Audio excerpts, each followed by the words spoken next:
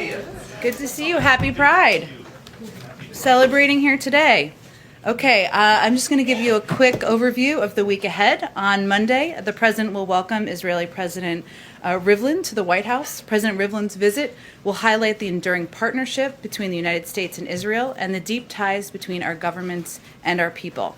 As President Rivlin approaches the end of his term, the visit will honor the dedication he has shown to strengthening the friendship between the two countries over the course of many years.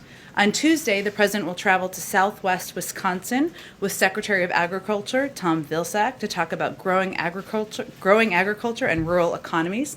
On Wednesday, he will convene cabinet officials, governors from Western states, and private sector partners to discuss the devastating intersection of drought, heat, and wildfires in the western United States, and strengthening prevention, preparedness, and response efforts for this wildfire season, which is already outpacing last season alone. The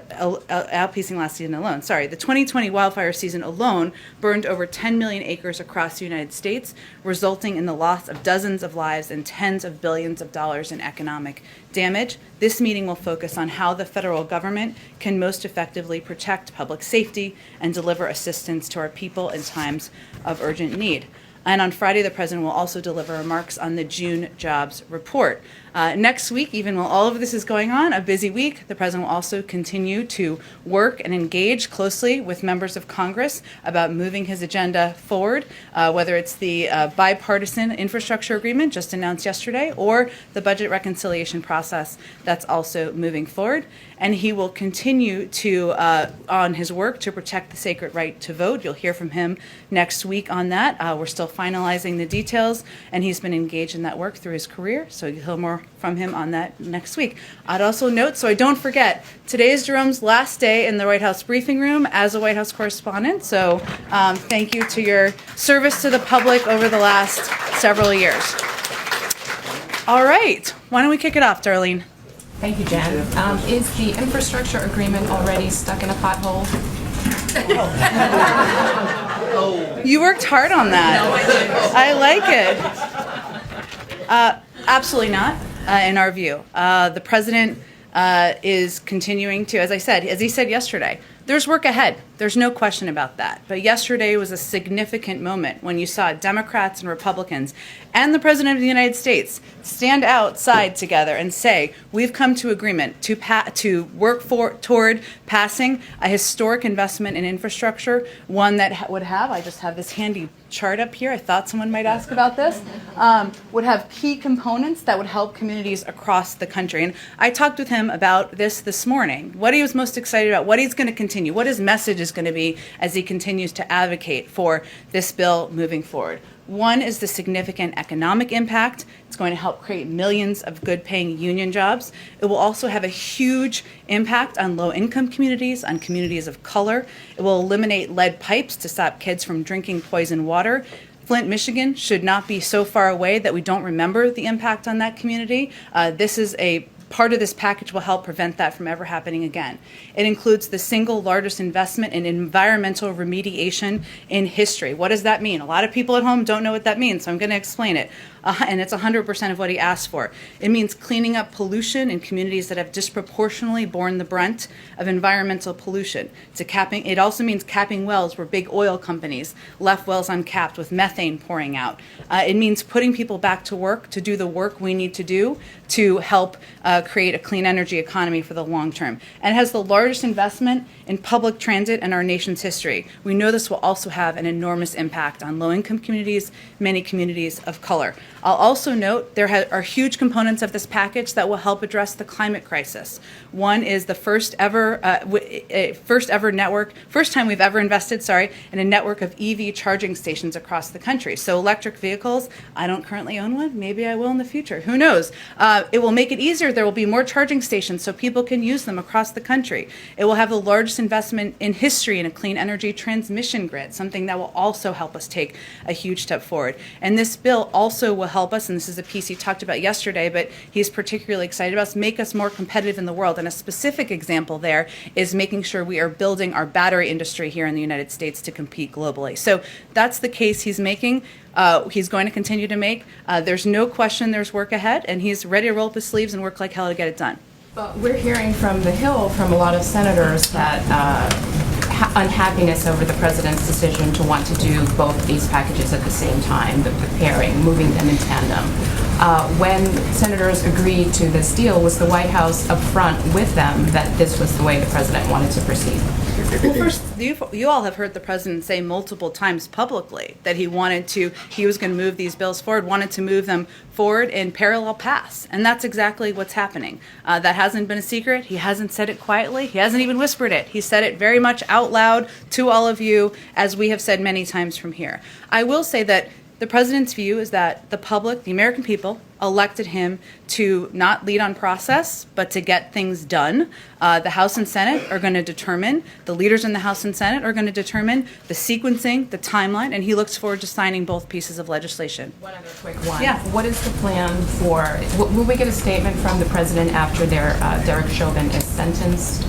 Do you expect the president will call George Floyd's family, be in touch with them after the sentence is It's a great announced? question, Darlene. I don't have any I don't have anything to preview for you. I guess I should say at this point we'll wait for the sentencing to come out. As you know, he has a close personal connection with the Floyd family, and certainly I know they and we are all watching this closely. Go ahead. Thanks, Jen. Does the president have any plans to visit Surfside to see the devastation for himself?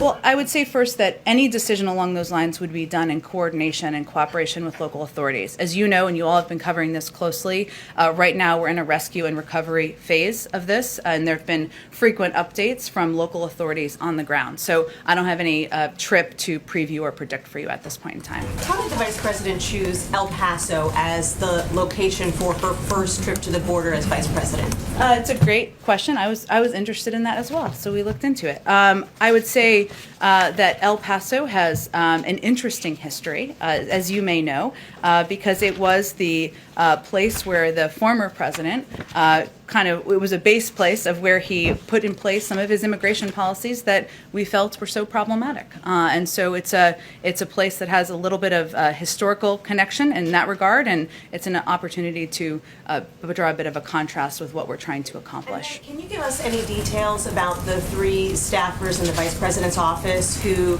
are leaving, and what should we take from the fact that you have several key staffers who are leaving this early in the administration? I just don't have any more details on the circumstances of their departure. As you may know, these are sometimes high stress jobs, tiring jobs, exhausting jobs, but I don't have anything more specific on their decisions. Go ahead. Following up on Surfside, if I can, very quickly. Obviously, no details about whether he plans to travel there. Has the president now spoken to Florida Governor Ron DeSantis about the circumstances there? We're working to set up a call between the president and the governor that should be happening this afternoon, and we'll give you all a readout of that when it happens. We'll wait for that readout when it happens. The president yesterday spoke about voting rights and what he would be doing. He said, quote, "I'll be going around the country making the case." So he announced it. What specifically is he doing? Where is he going? And what is that going to look like?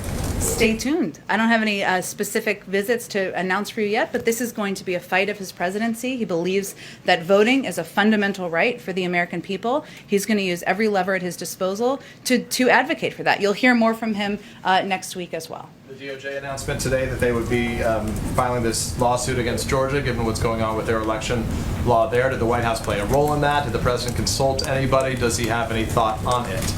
We did not. That was an announcement they made on their own, but it certainly is consistent with the president's commitment to the administration and the guidance he's given publicly and directly to use every lever at our disposal to ensure we are protecting the fundamental right to vote across the country. Go ahead. So on the timing of when the president's going to get out and advocate for voting rights, I mean, how soon can we see this? We're hearing everyone from the Department of Justice to activists saying that this is a really urgent issue. So how soon can we expect this? Well, the president's going to speak to all of you and to the public next week about his continuing commitment to voting rights, expanding access to voting rights, something that he's worked on for decades through his public career. And I expect to have more to say then. And if you could just follow up and maybe clarify when the president's talking about doing these 2 pieces of legislation in tandem. Is he going to wait for both of them to land on his desk? What exactly is the timeline here? How does this play out?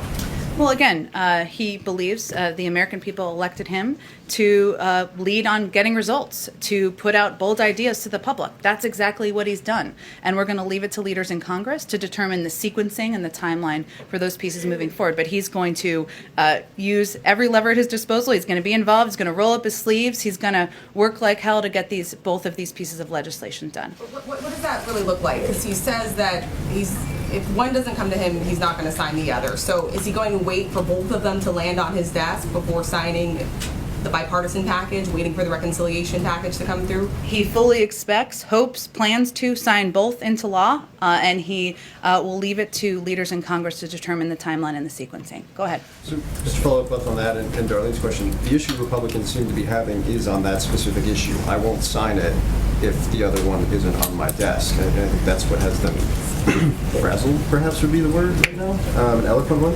So digging in on that, if leadership decides to send you the bipartisan bill, but the reconciliation bill is not done yet, the president said yesterday, I won't sign it, and that is the White House position on it? Well, let me just take a step back here, because I think the American people are quite focused on how we're getting work done on their behalf, less focused on the mechanics of the process. Now, it is up to Republicans, many of whom are the ones who have conveyed that, I think, if I'm accurate here, to decide if they are going to vote against a historic investment in infrastructure that's going to rebuild roads and railways and bridges in their communities simply because they don't like the mechanics of the process. That's a pretty absurd argument for them to make. Good luck on the political front on that argument. So the president's going to continue to advocate, educate, convey to everyone directly why this needs to move forward. And he plans to stand exactly by the commitment he made yesterday to them, and he expects they'll do the same. And just two more quick ones. You guys just released a readout with a call with Senator Sinema. Yeah. As one of the lead negotiators. In that readout, the president was reiterating pretty much all of the things he said when he was standing with the senators. Was there a need for the president to reassure Senator Sinema, or was that just a normal scheduled call? I think it's just a reflection of the president's commitment to stay very engaged. Yesterday was not the end. I know none of you thought that, but just to be clear, there's work ahead. Senator Sinema was an important leader and partner on this effort to get this bipartisan bill passed. He also reiterated in that call his desire and his commitment and interest in getting a reconciliation bill passed that has a lot of his key priorities, whether it's extending the child tax credit, making universal pre-K a reality, or community college a reality for kids across the country. So it's ongoing engagement. He's looking forward to signing both bills into law. Go ahead. Are Republicans expected to be so enamored with the idea of sending perhaps billions of dollars into the hinterland that they're going to be willing, you need 5 more Republicans obviously, that they're going to be willing to accept this two-track approach and sort of look the other way when the express train comes through on the reconciliation idea? Are they, you're sounding as though you expect at least 5 more Republicans to be so enamored with the idea of sending out these billions of dollars to the constituencies, if you will. Sure. Well, that's exactly what they're doing. This bill would, again, be a historic investment in our nation's infrastructure, the largest investment in public transit in history, the largest since the founding of Amtrak. And as I've noted, it would expand broadband access. That's not exactly a partisan issue. It would rebuild roads and railways and bridges in people's communities, including Republicans. So, yes, we fully expect the American people support this. We fully expect and hope we'll have the votes to get it forward. At least 5. Okay. Well, 5 stood there yesterday and announced their support for it. And it is now the job of the Democratic caucus and the Republican caucus to go back and make the case to their other colleagues. Exactly. Go ahead. Thank you, Jen. House Budget Committee Chairman John Yarmuth said he doesn't think it's realistic to fully pay for this broader reconciliation package that contains some of the president's other domestic priorities that you just laid out. Senator Manchin also said he doesn't think the country can take on that much more debt. So does the White House still believe that both the infrastructure compromise and this other reconciliation package need to be fully paid for? The president's proposed a number of ways to pay for these packages. Obviously, there was agreement already on the pay-fors for the infrastructure bipartisan deal, which was agreed to by the 5 Democrats and the 5 Republicans who stood outside with the president just yesterday. And the president also believes that raising the corporate rate back to where it was the first year of the George W. Bush administration, asking individuals, the top 1% of Americans, to pay more, to pay for these historic investments, to pay for an extension of the child child tax credit to make sure kids have access to universal pre-K is something that we should do because it's the right policy. It will also, it's also going to help move our country forward. One quick question on Afghanistan. Can the president declare a true end to the war if the U.S. is planning to keep 650 troops in the country to provide diplomatic security, as well as several hundred additional troops to maintain security at the Kabul airport? Well, again, I would say the president was clear from the beginning that we anticipated and planned to have a diplomatic presence on the ground, and so he's doing exactly that. Can I follow up on that, Jen? Sure. On Afghanistan, and then I have a follow-up on something else, but on Afghanistan, if we're keeping people there, what's the contingency if, in fact, the Taliban takes over the country? Do you have a contingency, does the administration have a contingency for that? In what regard? Well, what will For you the do? safety of our Well, I men and understand women the serving safety, in but- Kabul, or I understand the safety of our people, but what about the safety of the country? We've been there for X amount of years. Are we going to reinvest more people if that's the case? Will there be boots on the ground? What exactly is this administration looking at if that country falls to the Taliban? Well, here's, I think, what's important to note, Brian. When the president made this announcement, he was very clear that if we did not pull our troops, withdraw our troops from Afghanistan, something that he has long talked about having an interest and a desire to do, the Taliban would have been shooting at U.S. troops again on May 1st. That's a decision he had to make as president. So the withdrawal deadline negotiated, because of the withdrawal deadline negotiated, I should say, by the prior administration. So his fundamental belief is that after 20 years, it's time to bring our troops home. We're doing that in a timely and orderly fashion, led by the Department of Defense. And we had to make sure we were taking steps. If we had left our troops there, they would be in harm's way. That was a step we had to take. And so if the Taliban takes over, what would we do?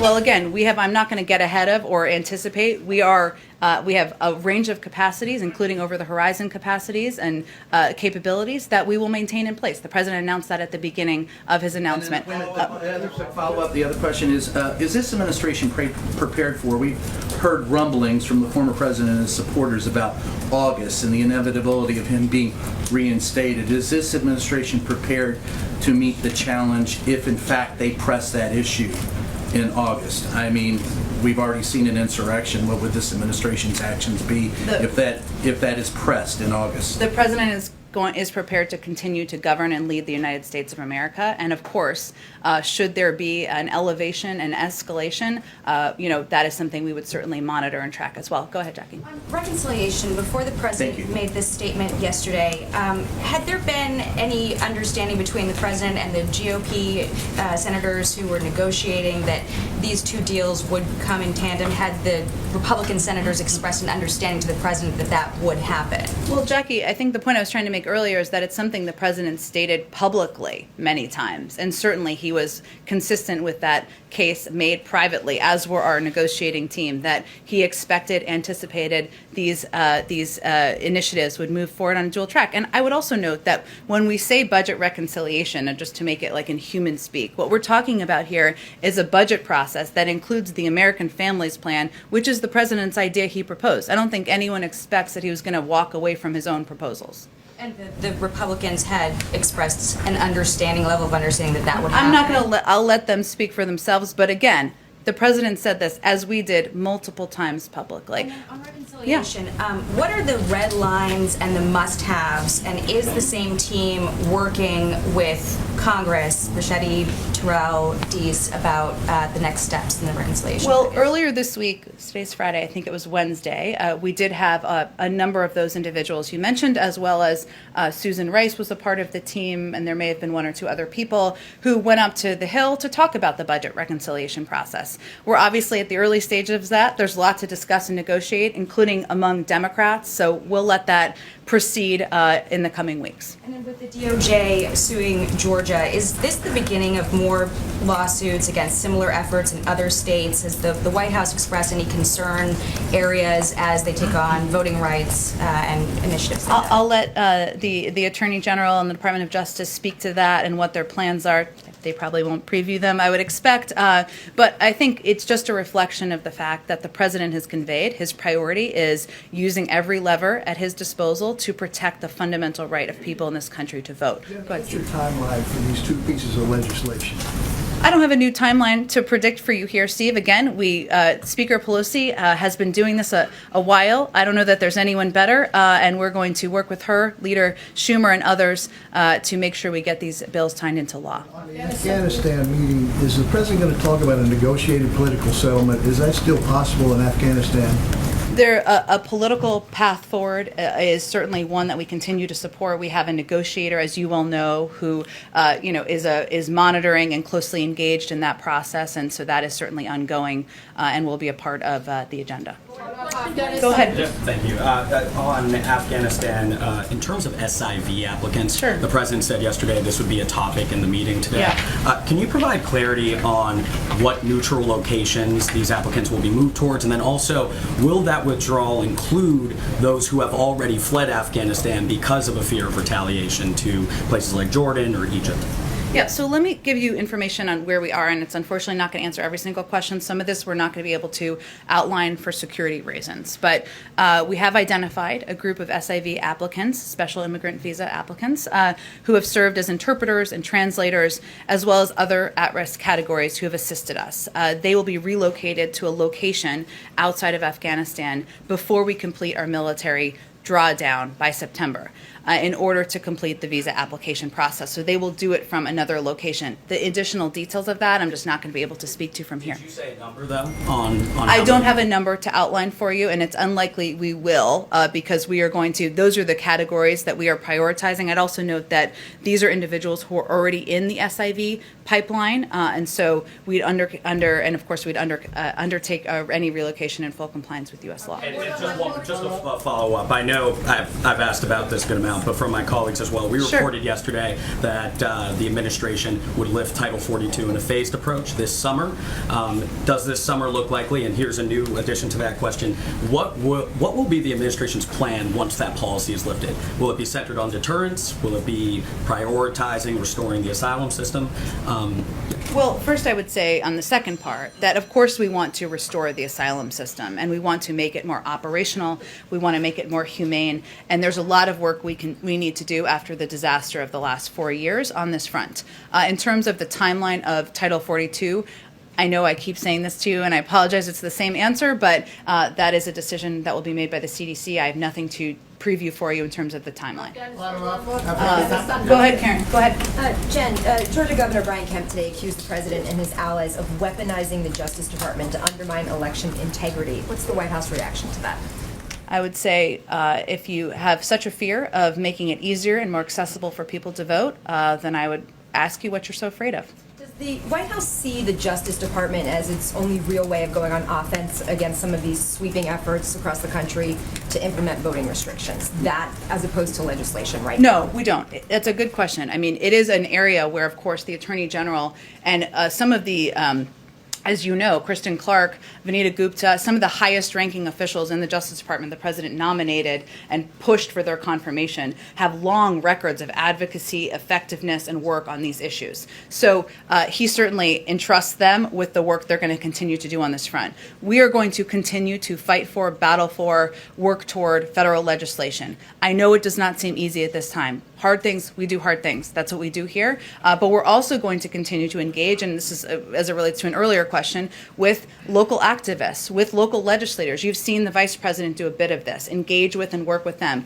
We're going to fight this fight on many fronts, and certainly not the role that the Attorney General and the Justice Department may decide to take is one, but there are a number of other ways the president, the vice president, and our administration will be continuing to fight for voting rights. Go ahead right in the middle. Today, on the anniversary of Shelby versus Holder, you have over 25 buses coming in between today and tomorrow on these freedom rides being led by Black Voters Matter. Has anyone from the administration spoken with them? I know that they're going to be holding a news conference later on today, but have you reached out to them?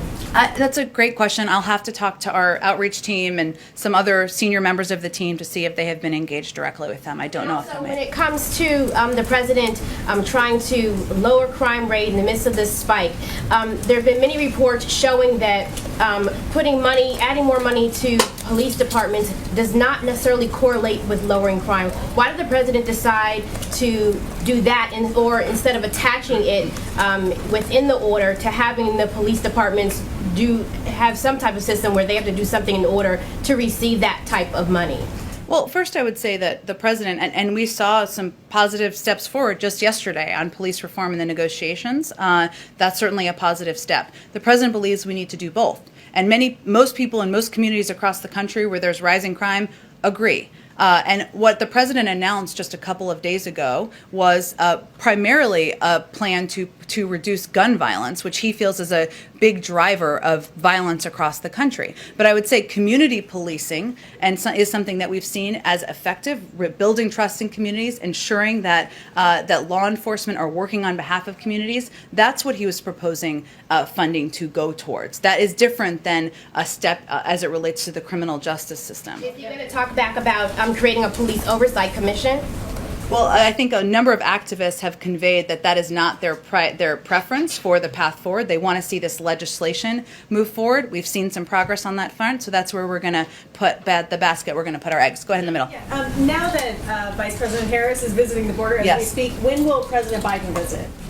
I don't have anything to predict for you or preview for you. As the president has said, the vice president said back in March she'd be open to visiting the border, and if it's constructive and moves the ball forward for the president to visit it, I'm sure he may. But we come with a bunch of people, as you all know. On voting rights, I just want to be clear. Are you saying that the White House had no contact with the Justice Department about this decision to move forward in Georgia?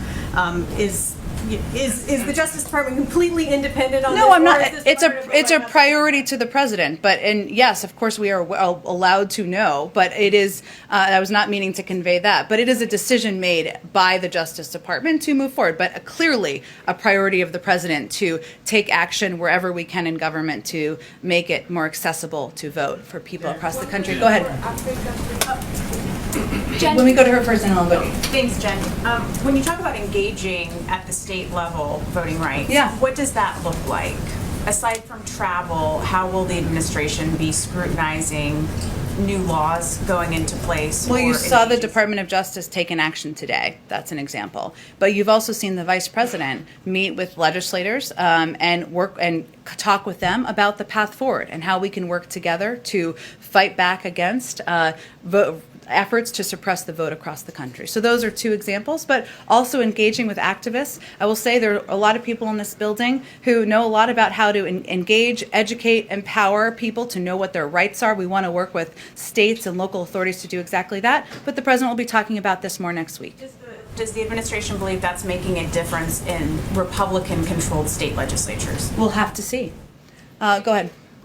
President of Angola, President João Lourenço, was at the United Nations this week, and his main goal there, or his main focus, was to advocate to end the armed embargo that is going on in the Central African Republic. And President Lourenço is now the acting president of the International Conference on the Great Lake region. So he knows the area. He have done a lot of work to bring peace and security in this region. That's why he advocated strongly to end the embargo. But the United States wants to continue the embargo. Do you know what is the main reason, or what is the interest of the United States to keep the embargo on the Central African Republic? I'd really point you to our UN ambassador, Linda Thomas Greenfield, or the State Department for that question. Go ahead. I just have one. I think we have to move on. Go ahead. Is there any situation in which the president would sign the bipartisan infrastructure deal without an accompanying reconciliation bill? The president fully expects and plans to sign both pieces of legislation into law. Okay. The end of the Supreme Court term is next week. Does the president or the White House expect any retirements, and what would the message from the president be to a justice who might be thinking about hanging out the rope? It's a decision for them to make as an individual, and he would support whatever decision they make. Go ahead. President Biden met with financial regulators earlier this week. I'm wondering if there's any discussion about buy now, pay later companies, so like Klarna, Affirm, Afterpay. These are becoming very popular in the U.S. in retail transactions, and Europe recently made moves a few months back to regulate them. Is there anything you can tell me about that? You know, we provided a readout of the meeting and what the focus of the meeting which was to provide an update on the state of the financial markets, to talk about how they can work to make credit more accessible. I just don't have anything more to read out for you. You could certainly reach out to any of the regulators if they want to speak about anything they raised, but I don't have more of a readout from here. No discussion from the White House then on that. I would point you to the regulators. I don't have any more to read out from here. Go ahead. Jen, the president is meeting shortly with President Ghani and Chairman Abdullah.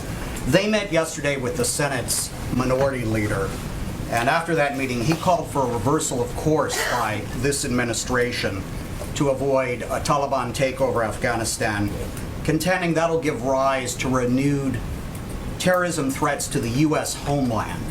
What is your response to Senator McConnell on that? I would first say it's important to take a step back and remember what we inherited. One, the lowest number of U.S. and partner forces in Afghanistan since the early days of the war. Two, an agreement between the United States and the Taliban to draw down all U.S. troops by May 1st, just 3 months after Inauguration Day, a very short timeline. And three, a military stalemate between the Taliban and Afghan forces. That's the hand we were dealt. The president made a decision, which is consistent with his view, that this was not a winnable war. To bring the U.S. troops home after 20 years of fighting this war. And a big part of that decision was also around the fact that if we left our troops there, our troops would be at risk because the Taliban would be shooting them by May 1st. That's the basis of it. Are there challenges to it? Of course. Will we continue to be engaged, as is today is evidence of, with the government about how we can continue to provide humanitarian security support? Yes, we will. Will we have a presence on the ground? Yes, we will. But that was a decision the president made with all of those factors involved. Go ahead. Thank you. Good to see you again. Oh, hello, Goyal. How are you? Thank you. Good to see you again. Good to see you. Quick two questions, please. One on U.S.-India relations, of course. Prime Minister Modi have spoken with President Biden a number of times. And have they, at the level of moving forward U.S.-India relations now between the two of them, and as far as the vaccine is concerned, and where do we stand? Well, I would say, Goyal, that India is an incredibly important partner to the United States in the region and globally, and we work with India on a range of issues, as you well know, economic, strategic, security, and the United States certainly took a range of steps as India was at the early stages of dealing with a rise in the pandemic to help provide a range of assistance, and we will continue to do that moving forward. Go ahead. I'm sorry, Goyal, we're going to run out of time, so I just want to get to as many people as possible. Go ahead. Sure. Texas Governor Greg Abbott released a statement saying that he would have preferred the vice president went to the Del Rio sector or the Rio Grande area. Any response to that? And secondly, was there any communication between the vice president's office that you can tell us about with the governor's office about a potential meeting?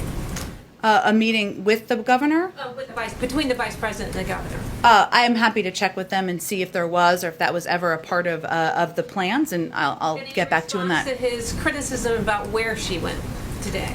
Well, I would say the purpose of the vice president's visit, as we've outlined, was to, she's long said she would be open to visiting the border. She's doing that with Secretary Mayorkas, who oversees the border and has helped lead a range of progress there that we've seen over the last couple of months. And there certainly is a connection between the important work the vice president's doing in the Northern Triangle, where we've also seen a reduction in migration of unaccompanied children since March and since April. So that's the purpose of their visit. In terms of direct consultation with the governor, I'm happy to check and see if there's more I can read out for you. Go ahead in the middle, in the back. Thanks. Yeah, go ahead, and then I'll go to you right in front of me. Go ahead. On the governor's, the meeting with Western governors next week, can you tell us anything about which governors are invited, what we can expect to come out of that meeting? And then specifically, the president mentioned he was surprised at just how little federal wildland firefighters are paid. What would the administration do about that? Well, one, we could pass a federal minimum wage, which would represent a higher wage than it seems the firefighters are getting. But certainly he will continue to advocate for additional support and assistance for the men and women serving as firefighters around the country. Let me give you a sense of the governor's coming. So the meeting first will focus on how the federal government can improve wildfire preparedness and response efforts, protect public safety, and deliver assistance to our people in times of urgent need. As a former local elected official himself, maybe he will always feel that way in his heart, I think. He feels it's really important to engage directly, sit with people as you can, either remotely or in person, to really discuss what the holdups are, what the challenges are, how can we help be better partners from the federal government. So this is an example of that. Governor Kate Brown, Governor of Oregon, Governor of California Gavin Newsom, Governor of New Mexico Michelle Lujan Grisham, Governor of Wyoming Mark Gordon, Governor of Colorado Jared Polis, Governor of Utah Spencer Cox, and Governor of Nevada Steve Sisolak will be the governors who will be in attendance. That Governor Little and Governor Jim Forte are not invited? That's the list of attendees I have. I can certainly check if there's more on who or was or wasn't invited. Oh, go ahead. I said I would go to you right next again. We'll make sure we get to you, I promise. Go ahead. Can you offer more specifics about what the President and the White House will do over the next week to continue to boost support for this infrastructure bill? Can we expect him to be on the phone with Republicans that have expressed concerns about his comments yesterday, or?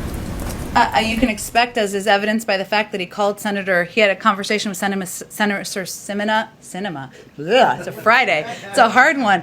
Senator Sinema this morning, that he will, of course, be on the phone, and he will be engaging directly with members of both parties about moving his priorities forward.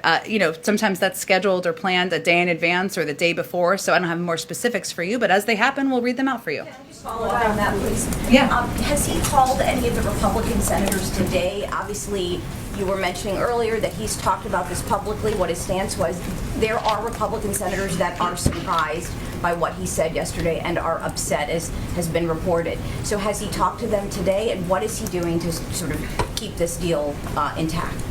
Well, first, I think what he's doing, Anita, is continuing to convey and provide details to the public who care deeply about whether he's delivering for them, less about the mechanics of the process, about why this should be a package that's supported broadly by Democrats and Republicans across Congress. So that's what I did, certainly at the beginning, and that's the case he's going to continue to make. Did he call any of those senators today, though? I don't have any additional calls to read out. I think, let's see, go ahead. Thanks so much, Jen. First, just following up on an earlier question. Sure. With the special immigrant visa population from Afghanistan, does the United States plan to protect those translators and people who worked for Americans who have already fled Afghanistan and are in different countries currently? Well, there are individuals who are already in the SIV pipeline. I suppose some of them might not be. I can certainly might not be still there. I can certainly check and see if they've already departed Afghanistan, how that would apply. And then I have another question about the manatee population in Florida. They are dying. That was not on my bingo card today, but I'm happy to answer it. Okay. Well, the Wall Street Journal had a good article about them this week. They are dying at a record pace. 800 of them died in the last year, and I wanted to see if the administration believes that these animals should be relisted as endangered, and also whether anything in Biden's infrastructure deal that he struck yesterday would continue on to help with. Part of the problem is that the Florida waters are not clean. Yeah. And it's sort of hurting their habitat. Yeah, I will say, in all seriousness, I mean, certainly it's an important question, an important issue. I don't want the pro-manatee people to not think I feel that. But I will say that, yes, there are components of his package. I mean, a part of this package, a big part of this package is a down payment on climate resilience, on ensuring that we are cleaning up some of the polluted areas in our country, something that is impacting a lot of communities proportionally more than others. So that is, I would have to check and sort of what that means for the Florida coast, I think you said, specifically there. In terms of relisting them, it's a great question. I just have to talk to the folks who would be more specific about that. Go ahead. Thank you.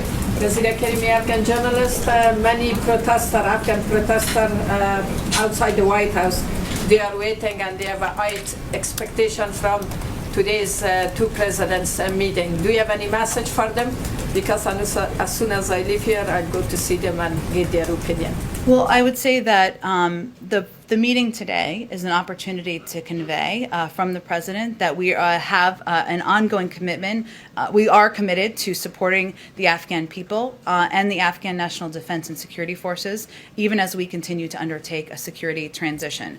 The President is also going to emphasize during this meeting the need for unity, cohesion, and for the Afghan government to focus on the key challenges Afghanistan faces. And so, as you noted, we'll welcome both President Ghani and Chairman Abdullah, and one of the most important messages he will stress is that they need to have a united front as Afghanistan continues to address security and other challenges. And finally, he will emphasize our continuing diplomatic support for the peace process and for all Afghan parties to engage in good faith in that process. So the bottom line that you can convey is that he's going to discuss our enduring United States support, including through security assistance to the Afghan National Defense and Security Forces, development and humanitarian assistance to support the Afghan people, and diplomatic engagement and support of peace. Thank you guys. I'm sorry. You've got to gather. Oh, I'm sorry, Chris. And then I want to go to Amna because it's her first time too. So good. All right, happy Pride. I know we're running short on time. I'm just going to smush my multiple inquiries today on the LGBT developments into one, and that is. Take your time. It's okay. People can leave if they need to gather. No one is rushing you out of here. The initiatives today. How do they place in the president's both domestic and foreign policy agenda, and don't they fall short of the president signing the Equality Act into law? Well, let me start with the first one because I think that's an important question. Because what we do here and the values that we advocate for in the United States do send an important message around the world, and sometimes we forget that. So during his remarks today, the president will outline, of course, the historic step his administration has taken, but he will also renew his calls on the Senate to swiftly pass the Equality Act and provide overdue explicit civil rights protections to LGBTQ people and families across the country. He will also speak directly to the proliferation of state-level anti-LGBTQ bills, denouncing them as un-American and legislation disguised as bullying. And he will commend the community for their courage and bravery pushing progress forward. Finally, he will announce his appointment of Jessica Stern as the U.S. envoy to advance the human rights of LGBTQ persons at the Department of State, a role, just to make the connection here, that will be critical to advancing his agenda overseas and around the world as well. Any plans for the president to visit the soon-to-be Paulson Memorial? I don't have anything to preview in terms of travel beyond next week. We don't work too far ahead in planning around these parts, but certainly the fact that he's signing this legislation today sends a clear message about his commitment to the LGBTQ plus community and to commemorating what was a tragedy in our nation's history. Okay, last one, and then everybody can gather. Afghanistan. The News Hour has been in touch with Taliban spokesman Sohail Shaheen. Ran by him the reports of hundreds of additional U.S. forces staying beyond the withdrawal. This is his response. He says it's a violation of the commitment and the agreement made by the U.S. It jeopardizes the peace process and could pave the way for continued prolonged war. So what's the White House response to that? I would say first that we have been very clear, and the president was when he made his announcement about his plans to withdraw troops, that we plan to have a diplomatic presence on the ground, including a security presence to protect our diplomatic presence on the ground. And that's something that has been a part of the discussion from the beginning. And beyond that, I certainly would have to talk to our national security team if there's more. Just one more quick one. The family of Mark Frerichs, a U.S. Navy veteran who is still held hostage in Afghanistan, is worried that as U.S. troops continue to leave, you've lost all leverage in any efforts to free him. So what's the president's message to his family? The president's message is that he will continue to fight every day of his presidency to bring Americans home who are detained overseas, whether it's in Afghanistan or any other country around the world. Again, we will have a diplomatic presence on the ground. We will continue to work closely with the government with security support, humanitarian support, and there needs to be a continued political process, ongoing negotiations. That will be part of the president's message today when he meets with the leaders. Thanks, everyone, so much. Happy Friday.